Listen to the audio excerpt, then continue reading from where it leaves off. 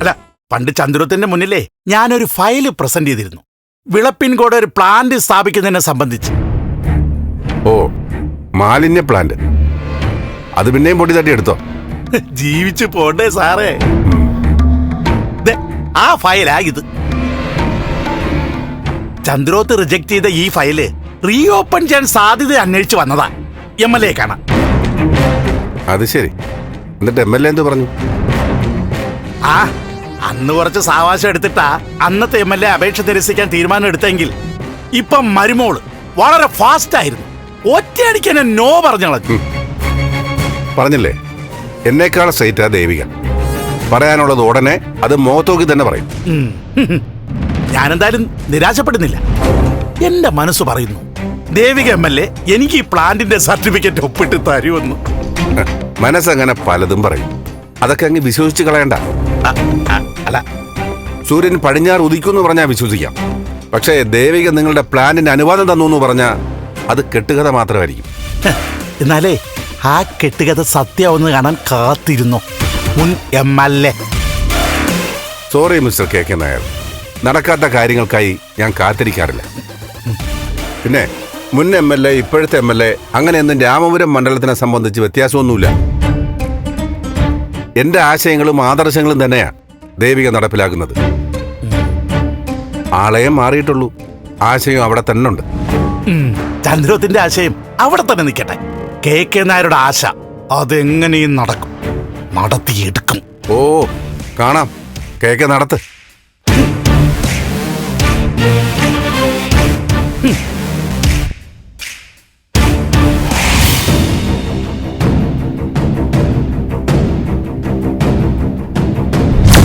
അമ്മ, ഞാനൊരാളെ കൊന്നമ്മേ. ഋഷിയെ ഞാനാ കൊന്നത്.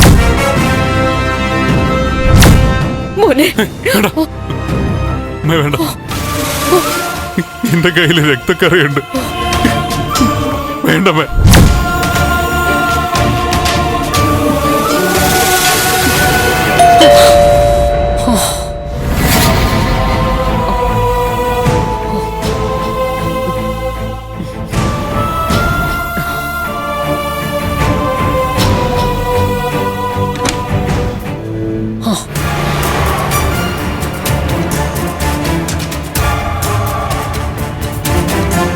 എന്നെ പ്രതീക്ഷിച്ചില്ലല്ലേ? നീ എന്താ കരുതി? നീ പറയുന്നതും കേട്ട് ഞാനങ്ങ് വീട്ടിലിരിക്കുന്നു. ഞാനൊരു സഹായത്തിന് വിളിച്ചിട്ട് നീ പറ്റില്ല എന്ന് പറഞ്ഞാ അതിനൊറ്റ അർത്ഥേ ഉള്ളൂ. നിനക്കെന്തോ സംഭവിച്ചിരിക്കുന്നു.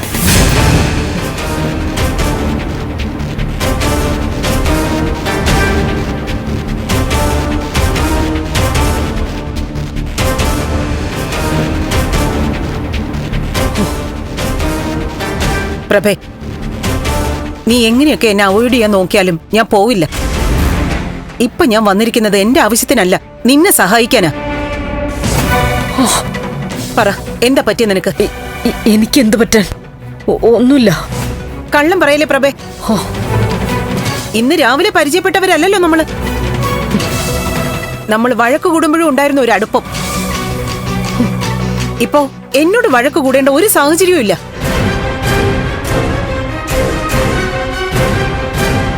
ഞാൻ ഇന്ന് അരുന്ധതിയുടെ വീട്ടിലേക്ക് വിളിച്ചപ്പോ നീ വരുന്നില്ല എന്ന് പറഞ്ഞിട്ടുണ്ടെങ്കിൽ അതിന് പുറകിൽ മറ്റെന്തോ ഉണ്ട്.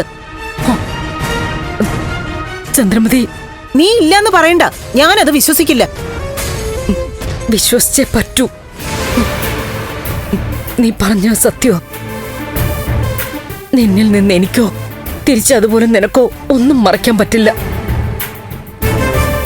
അത്രയ്ക്ക് ബന്ധമാണ് നമ്മൾ തമ്മിൽ. നിന്റെ സ്ഥാനത്ത് മറ്റൊരാളായിരുന്നെങ്കിൽ ജീവിതത്തിൽ എന്റെ മുഖത്ത് നോക്കില്ല, എന്നെ ഏറ്റവും വലിയ ശത്രുവാക്കും. പക്ഷെ നീ എന്റെ കൂട്ടുകാരിയാ. എനിക്കെന്തോ പ്രയാസമാണെന്ന് തിരിച്ചറിഞ്ഞ് ഓടി വന്നിരിക്കുക. പ്രഭേ, അത് ഞാൻ കാണിക്കുന്ന ഔദാര്യമല്ല, എന്റെ കടമയാ. ശരി, നീ അരുന്ധതിയെ കാണാൻ വരണ്ട. പക്ഷേ നിന്റെ വിഷമം എന്താ? നന്ദന്റെ പ്രയാസങ്ങളാണോ? അതെ, അവൻ എന്തൊക്കെയോ പ്രശ്നങ്ങളുണ്ട്. ഒക്കെ ഞാൻ പറയാം. എന്നാ പറ. ഇപ്പോഴല്ല, അതാദ്യം പറയുന്നത് നിന്നോടായിരിക്കും.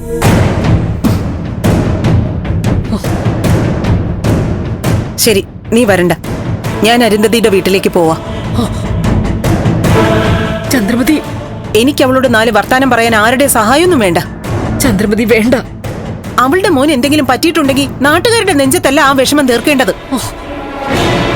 അവനെ ആരെങ്കിലും കൊന്നിട്ടുണ്ടെങ്കിലോ? ഒന്ന് നിർത്തുന്നുണ്ടോ? പ്രഭു,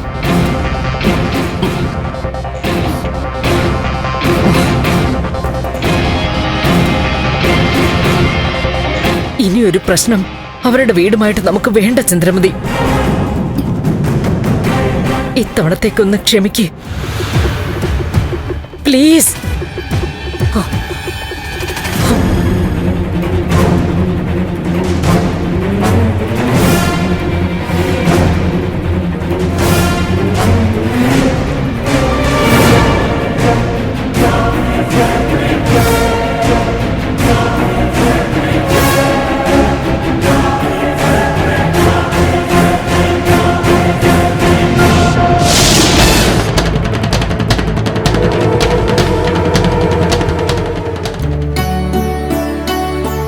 ആ KK നായർ വന്നിരുന്നു അല്ലേ?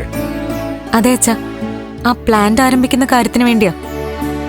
മോളെ അയാളെ കൃത്യമായി കൈകാര്യം ചെയ്തു അല്ലേ? മിടുക്കി. അച്ഛനിങ്ങനെ ഞാനുമായിട്ട് ഒരു സംസാരം ഉണ്ടായി. സത്യത്തിൽ അദ്ദേഹത്തെ കൊണ്ട് നമ്മുടെ മണ്ഡലത്തിൽ മറ്റെന്തെങ്കിലും ഒരു വ്യവസായ സംരംഭം ആരംഭിച്ചാൽ കൊള്ളാവുന്നുണ്ടായിരുന്നു. അയാളെ പോലെ ഒരാളിൽ നിന്ന് അങ്ങനെ ഒരു സഹായം പ്രതീക്ഷിക്കണ്ട. നാടിനും നാട്ടുകാർക്കും എന്ത് സംഭവിച്ചാലും അയാൾക്ക് പ്രശ്നമൊന്നുമില്ല. അയാളുടെ പണപ്പെട്ടി നിറയണം. അങ്ങനെയുള്ളവരുടെ പ്രസ്ഥാനങ്ങൾ നമുക്ക് തലവേദന ഉണ്ടാക്കും. ഒരു ഭീഷണിയുടെ രീതിയിലൊക്കെയാ അയാൾ പോയത്. എന്നാ പിന്നെ കണ്ടോളാന്നുള്ളൊരു ഭാവമൊക്കെ ഉണ്ടായിരുന്നു. എന്ത് കാണാൻ? ഒരു രീതിയിലും വിട്ടുകൊടുക്കരുത്. സമ്മർദ്ദങ്ങൾ പല രീതിയിൽ വരും, മനസ്സിളകരുത്. ഇല്ലച്ചാ, എനിക്ക് വോട്ട് തന്ന് ജയിപ്പിച്ചവരുടെ മുൻപില് ഉത്തരം പറയാൻ ബുദ്ധിമുട്ടുന്ന ഒരു സന്ദർഭവും ഞാൻ ഉണ്ടാക്കില്ല. ഭീഷണിക്കും പ്രലോഭനത്തിനും ഒന്നും വഴങ്ങാനും പോകുന്നില്ല. മിടുക്കി. നിനക്ക് സത്യത്തിൽ എന്റെ ഉപദേശമൊന്നും ആവശ്യമില്ല. ആ KK നായരോട് ഞാൻ പറഞ്ഞു, എന്നിൽ നിന്ന് പഠിച്ച ആദർശങ്ങളല്ല, ജന്മനാ കൂടുതൽ ആദർശങ്ങളാ നിനക്കെന്ന്. എന്തായാലും സന്തോഷമായി. MLA എന്ന പദവിയിലിരിക്കുമ്പോ അച്ഛന്റെ സന്തോഷ എന്റെ നേട്ടം. അപ്പോ അച്ഛന്റെ പിൻഗാമി മോശമായില്ല അല്ലേ? ഒട്ടുമില്ല. ആ, മോൾക്ക് ജോലി തിരക്കുണ്ടെങ്കിൽ ഞാൻ ഇറങ്ങാം. സമയം ഇത്ര ആയില്ല അച്ഛാ, ഒരു 10 മിനിറ്റ് കഴിഞ്ഞാൽ നമുക്ക് ഒരുമിച്ചിറങ്ങാം. ശരി, MLAക്ക് വേണ്ടി വെയിറ്റ് ചെയ്യാം.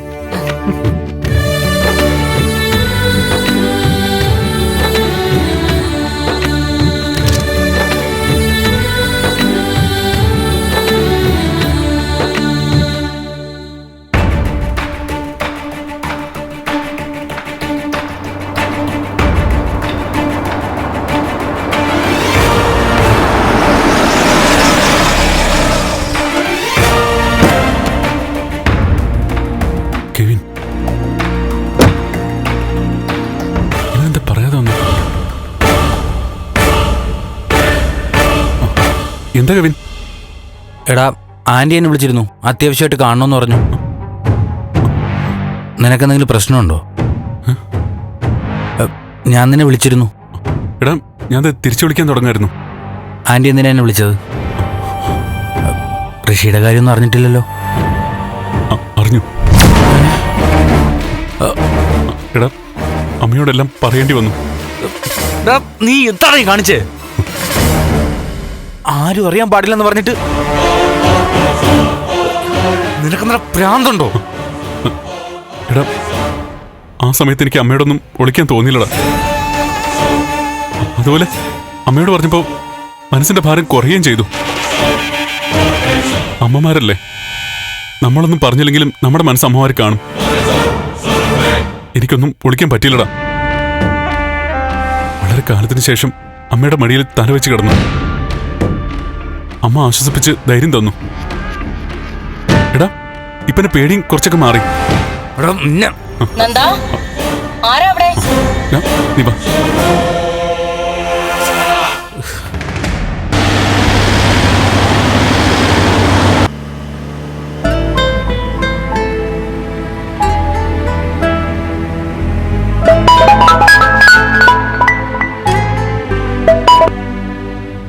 ഹലോ ഗിരീഷേട്ടാ. ദേവിക തിരക്കിലാണോ? അല്ല, ഞാൻ വീട്ടിലേക്ക് പൊക്കോണ്ടിരിക്ക. അച്ഛനും കൂടെ ഉണ്ട്. ഞാൻ വിളിച്ചതേ വേറൊന്നുമല്ല, വിളപ്പിൻകോടിലെ മാലിന്യ പ്ലാനിനെ കുറിച്ച് ഓൺലൈനിൽ ഒരു വാർത്ത കണ്ടു. എന്താ ഗിരീഷേട്ടാ?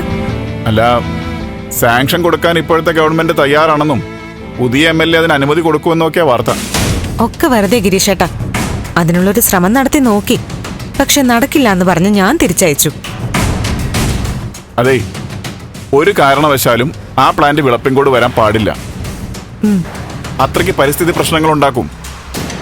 ജനവാസം തന്നെ പ്രശ്നത്തിലാവും. ഇല്ല ഗിരീഷേട്ടാ, അച്ഛന്റെ നിലപാട് തന്നെ എനിക്കും. ആ പ്ലാന്റ് വരില്ല. എന്നാ ശരി, ഞങ്ങളുടെ സംഘടന അവിടെ പ്രതിഷേധ പ്രകടനമൊക്കെ മുമ്പ് നടത്തിയിട്ടുണ്ട്. ദേവികയ്ക്കെതിരെ എനിക്ക് കൊടിയെടുക്കേണ്ടി വരില്ലല്ലോ അല്ലേ? ഒരിക്കലും അതിന് അവസരം ഞാൻ ഉണ്ടാക്കില്ല. പോരെ? ശരി, സാറിനോട് പറഞ്ഞേക്ക്. ശരി. ആ മാലിന്യ പ്ലാന്റിനെ പറ്റി എന്തോ ഓൺലൈൻ വാർത്ത വന്നു എന്നാ ഗിരീഷേട്ടൻ പറയുന്നത്. ഫേക്ക് ന്യൂസ് ആയിരിക്കും. മോളെ, ആ KK നായർ ഏതെങ്കിലും രീതിയിലൊക്കെ സ്വാധീനിക്കാൻ നോക്കും. സംശയമുള്ള എന്ത് നീക്കം ഉണ്ടായാലും ഉടനെ എന്നെ അറിയിക്കണം. എനിക്കറിയാം അച്ഛാ. ഇനി KK നായരല്ല, ആരായാലും ശരി, എന്റെ സ്റ്റാൻഡിൽ ഞാൻ ഉറച്ചു നിൽക്കും. അത് മതി.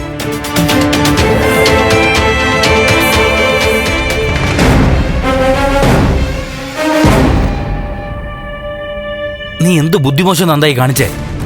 ഡേ, ആന്റി വിളിച്ച് പെട്ടെന്ന് വരാൻ പറഞ്ഞപ്പോ കാര്യം എന്താണെന്ന് എനിക്ക് മനസ്സിലായില്ല. കെവിനെ, എടാ, എനിക്ക് പിടിച്ചിരിക്കാൻ പറ്റിയില്ലടാ. അമ്മയോട് ഞാൻ പറഞ്ഞുപോയി. ഇപ്പൊ അമ്മയോട്, നാളെ ഭാര്യയോട്, പിന്നെ അച്ഛനോട്, അളിയനോട്. നീയേ നാട്ടുകാരുടെ മൊത്തം വിളിച്ചു പറ, കൊന്നു കൊന്നു കൊന്നു. കെവിനെ, എടാ, എന്റെ അമ്മയുടെ മുഖത്ത് നോക്കി കള്ളം പറയാൻ എനിക്ക് പറ്റിയില്ലടാ. സോറി. ശരി, ദേ, ഇനി ഇതാരും അറിയരുത്. ആ, പ്രഭാന്റെ നിന്നെ രക്ഷിക്കാൻ എന്റെ കൂടെ നിൽക്കും, അതെനിക്ക് ഉറപ്പുണ്ട്. മറ്റാരെയും അറിയിക്കാതിരിക്കേണ്ടതേ നീയാ. ഇല്ല, ഇനി ഞാൻ ആരോട് പറയില്ല.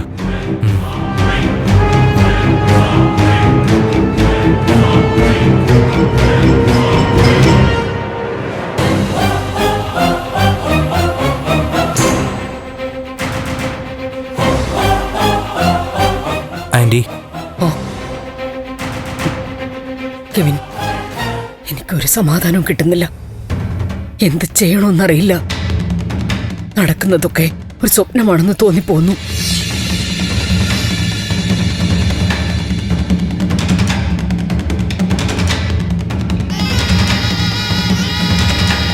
നന്ദൻ ഒരാളെ തല്ലിയെന്നറിഞ്ഞാൽ പോലും ഞാൻ പേടിച്ച് വീണു പോവും.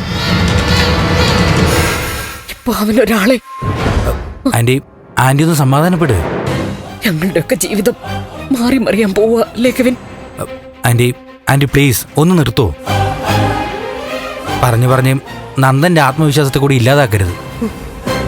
ആന്റി പറയുന്ന കേട്ട് അവനും ആകെ പേടിച്ച് നിൽക്കുക. മനഃപൂർവ്വം സംഭവിച്ചതല്ല ഒന്നും. ഒരു ഗൂഢാലോചന നടത്തി കരുതിക്കൂട്ടി നന്ദൻ ഇങ്ങനെ ഒരു പാതകം ചെയ്യുമോ? ഒരബദ്ധം പറ്റിപ്പോയി.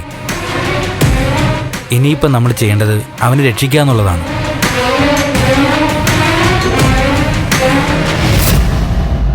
ഒരു കണക്കിന് ചിന്തിച്ച ഈ തെറ്റ് വലിയൊരു ശരിയാ.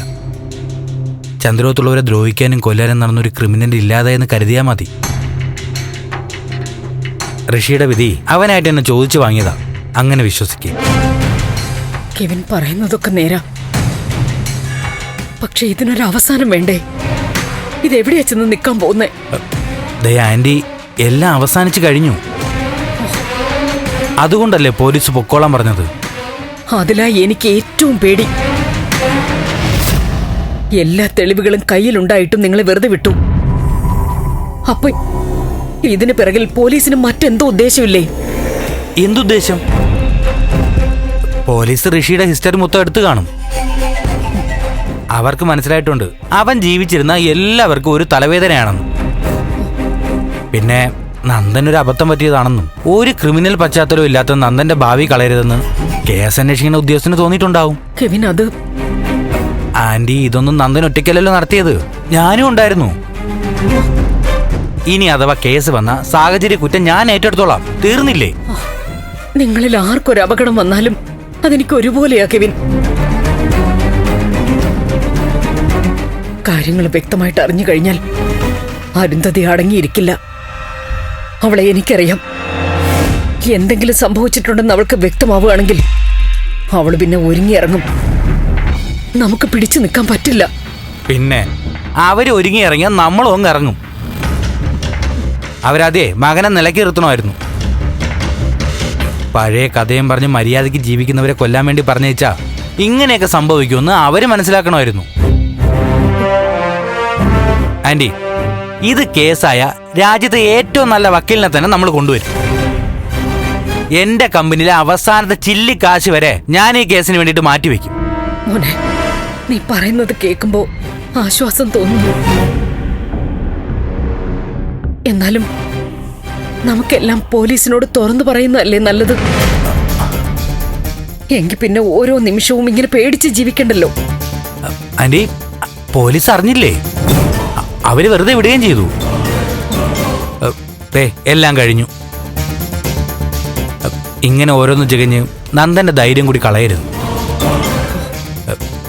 ഞാൻ അവനോടൊന്ന് സംസാരിക്കട്ടെ.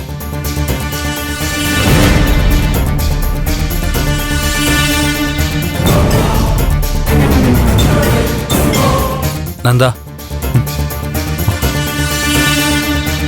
നീ ഒരു തെറ്റും ചെയ്തിട്ടില്ല, അങ്ങനെ വിചാരിക്കേ.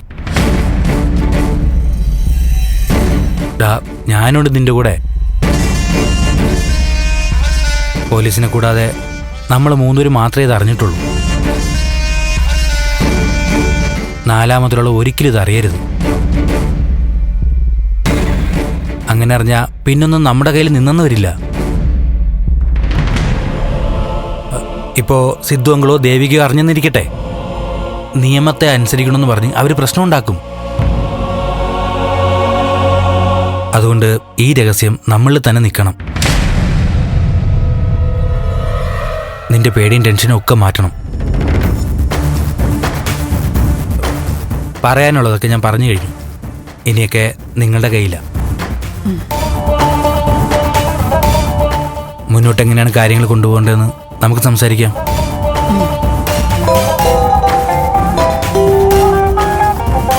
ഒരു മിനിറ്റ്.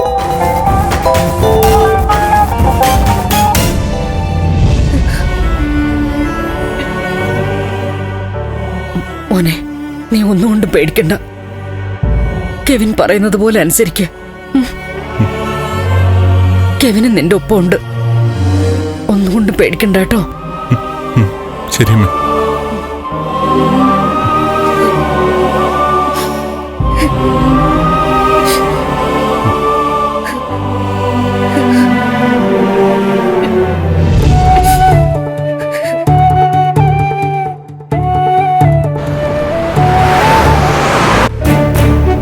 അച്ഛാ, നന്ദുന്റെ രീതികള് വീണ്ടും പഴയ പോലെ ആവുന്നുണ്ടോന്നൊരു സംശയം.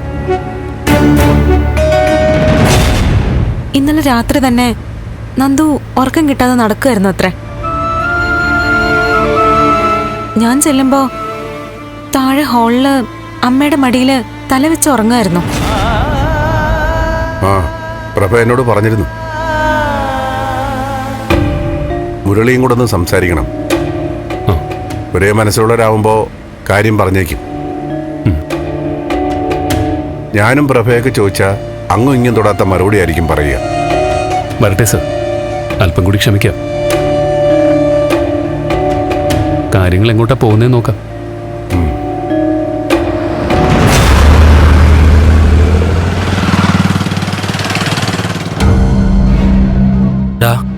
പറഞ്ഞത് കേട്ടല്ലോ, നമ്മൾ ഒറ്റക്കെട്ടായിട്ട് മുന്നോട്ട് പോകുന്നു, ആർക്കും ഒരു സംശയത്തിനും ഇടവരുത്താതെ.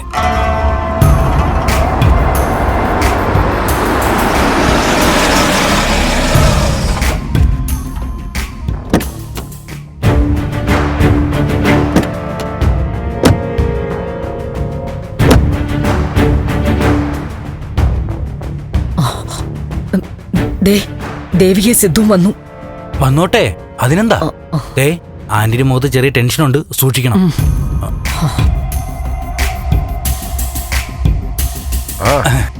കെവിനെ പോന്നു. കുറച്ച് നേരമെങ്കിൽ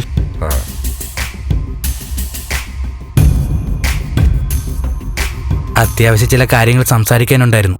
സംസാരിച്ച് ക്ലിയർ ചെയ്തു. കെവിൻ, കാര്യങ്ങളൊക്കെ ഞാൻ അറിയുന്നുണ്ട്. നന്ദൻ ആദ്യമേ ഒക്കെ തുറന്നു പറഞ്ഞിരുന്നെങ്കിൽ ഈ ബുദ്ധിമുട്ടുകളൊക്കെ ഒഴിവാക്കായിരുന്നു.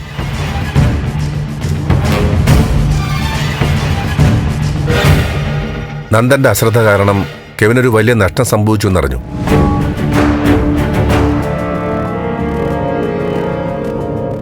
അതിന്റെ ഒരു വിഷമത്തിലാണ് നന്ദൻ ഉൾവലിഞ്ഞിരുന്നു എന്നൊക്കെ പിന്നീടാ മനസ്സിലായത്.